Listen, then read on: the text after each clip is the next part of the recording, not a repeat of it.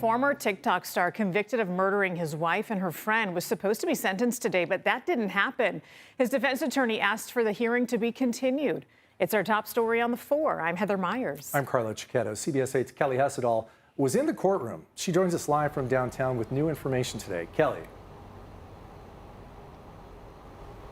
That's right, and we learned that the defendant, Ali Abulaban, is hiring a prison expert to help prepare him for life behind bars. So his defense attorney asked the judge for more time to prepare for sentencing.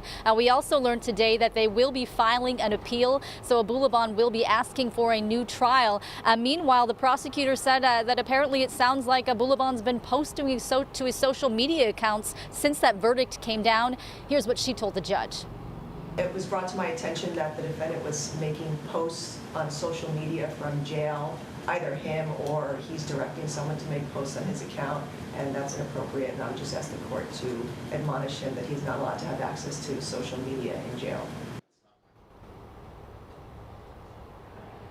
Now, the judge said, that is something that the jail and the sheriff's department must handle. But we do have some new video of Abulaban in the courtroom today. He looks different. The ponytail is gone. His hair is now short. He looked over at the courtroom gallery a few times before things got started to see who was there. So he faces life in prison without the possibility of parole for murdering his wife, Ana Abulaban, and her friend Barron back in 2021. Now, their loved ones sat in the first 2 rows of the gallery. Some wore T-shirts in their honor. This is a day they have been waiting for a long time. Some of them came here to the courthouse today to give victim impact statements. They were ready to face Abulaban in court. So here's Barron's older sister. We're preparing for this day, like this is the final day, and then after this we can start our healing, close the cycle. But with this news, I mean, we just feel like it's not over yet. It's almost 3 years, and we don't have any closure.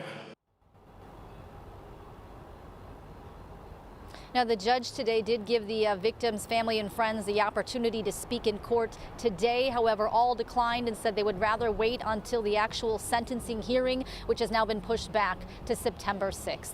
Heather and Carlo. Kelly, and we know a new documentary just came out this week about this case.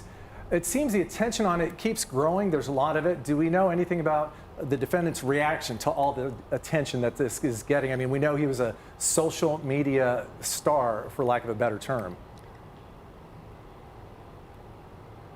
Yeah, absolutely. He is somebody who's used to attention. He's used to having that camera on him.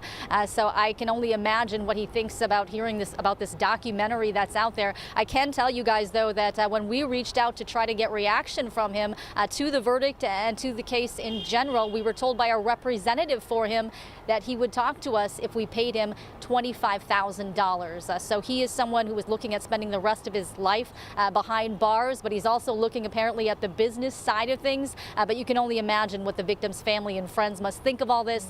You can bet they probably have some pretty strong opinions about that.